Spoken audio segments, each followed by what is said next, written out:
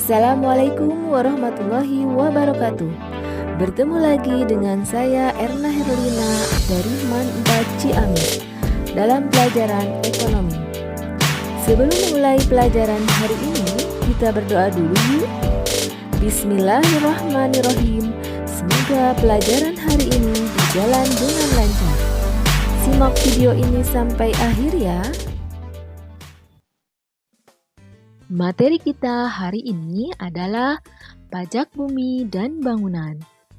Adapun kompetensi dasarnya menganalisis perpajakan dalam pembangunan ekonomi dan menyajikan hasil analisis fungsi dan peran pajak dalam pembangunan ekonomi.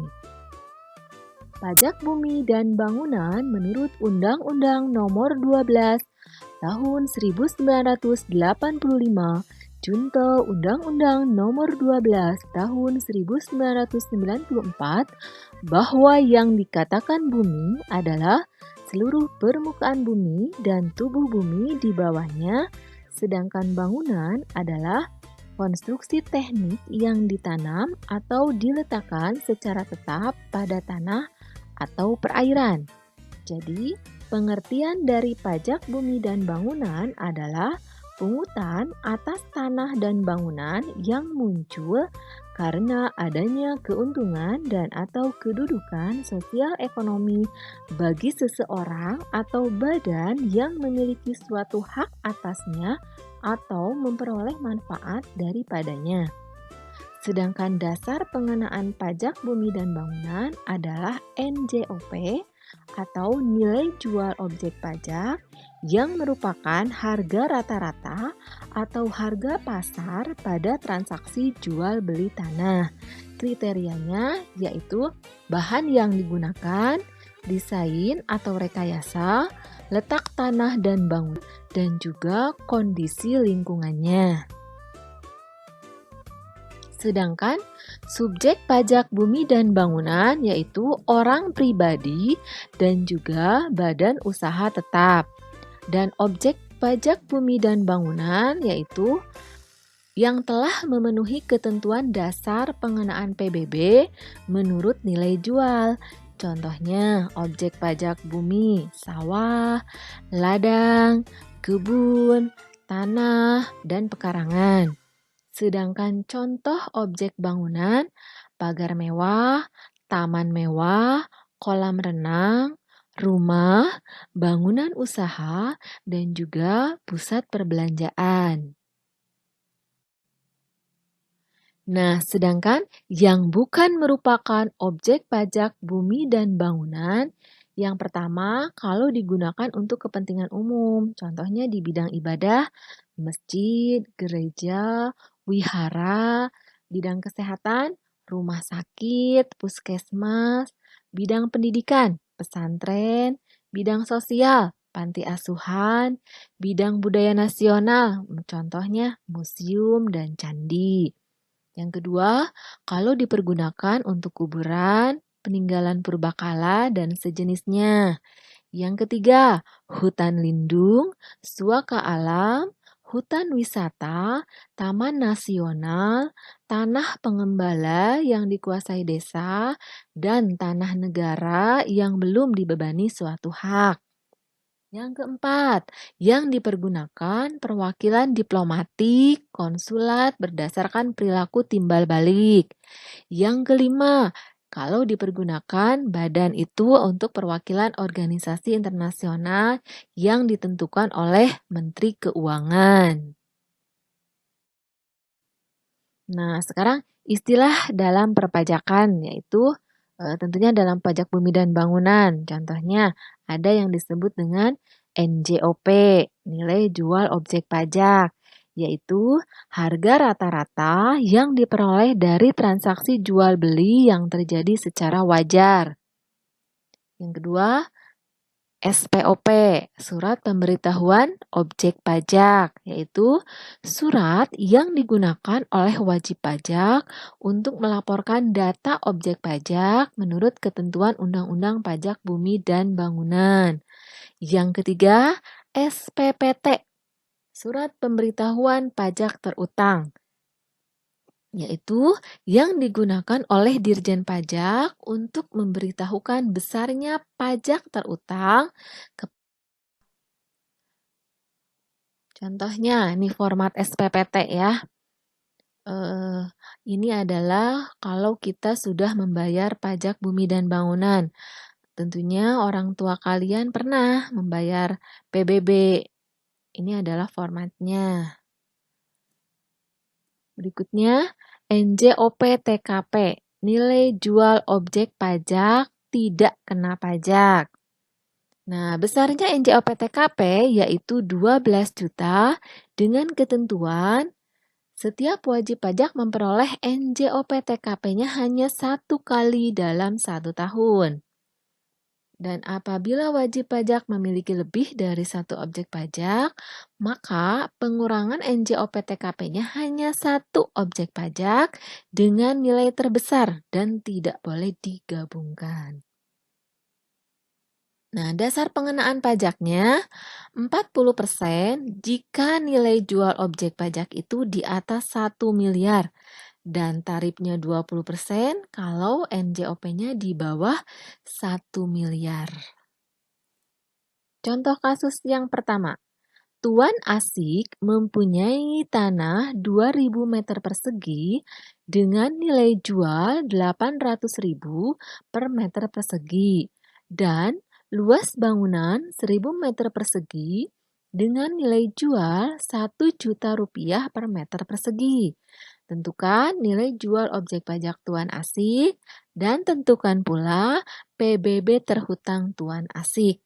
Nah, perhitungannya tadi NJOP-nya ada 2, ada tanah dan juga bangunan. Tanah luasnya 2.000 meter persegi, dikalikan 800.000 nilai jualnya, maka didapat 1.600.000.000 rupiah.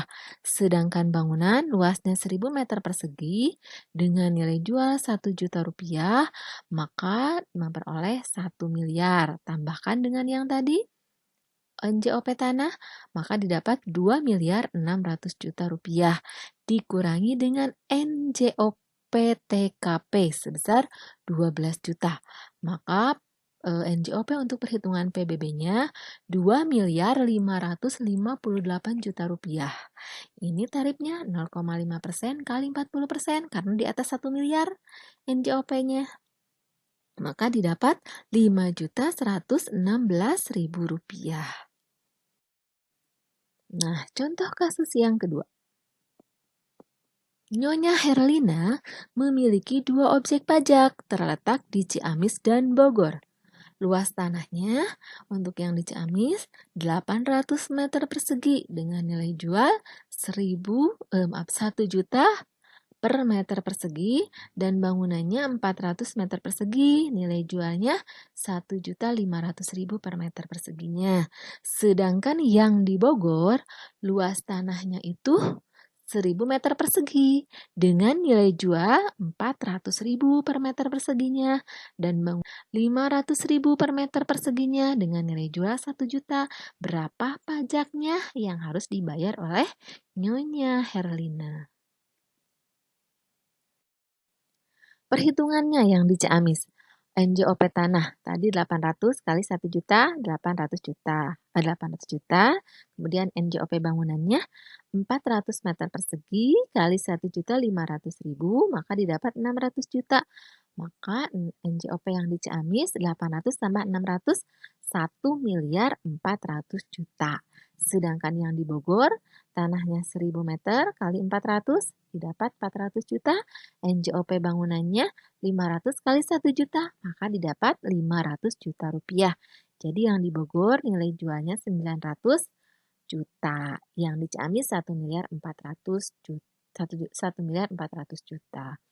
Nah, sekarang bagaimana menentukan NJOP TKP untuk Ciamis atau Bogor?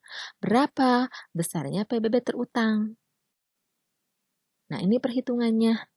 Tadi kan 1.400.000.000 yang di Ciamis, yang di Bogor 900 juta. Maka kalau dilihat nilai jualnya lebih besar yang di Ciamis. Nah, yang kena NJOP TKP itu adalah yang di Ciamis. Maka 1.400.000.000 dikurangi 12 juta. NJOP untuk perhitungan PBB-nya hanya 1.388.000.000. Sedangkan yang di Bogor tidak dikurangi dengan NJOP TKP. Nah, ini. Yang di Ciamis tadi karena lebih dari 1 miliar, maka dikalikan 0,5% kali 40% kali 1.388.000.000. Jadi pajak yang harus dibayar 2.776.000. Sedangkan yang di Bogor 0,5% kali 20% kali 900 juta. Nah, 0,5% kali 20% itu sama dengan 1/1000. Jadi 900 juta tinggal dicoret nolnya 3. Jadi didapat Rp900.000. Jadi total PBB terutang yang harus dibayarnya Herlina jumlahkan Rp2.776.000 ditambah 900.000, maka didapat Rp3.676.000. Inilah PBB yang harus dibayar oleh Nyonya Herlina. Nah, tugas untuk kalian, tugas kasus pertama, lokasinya di Pangandaran. Ini bentuk tanahnya seperti ini. Kalian harus menghitung luasnya dulu, kemudian nilai jualnya itu untuk bumi Rp150.500 per meternya. Sedangkan untuk bangunan nilai jualnya Rp457.100 per meter perseginya.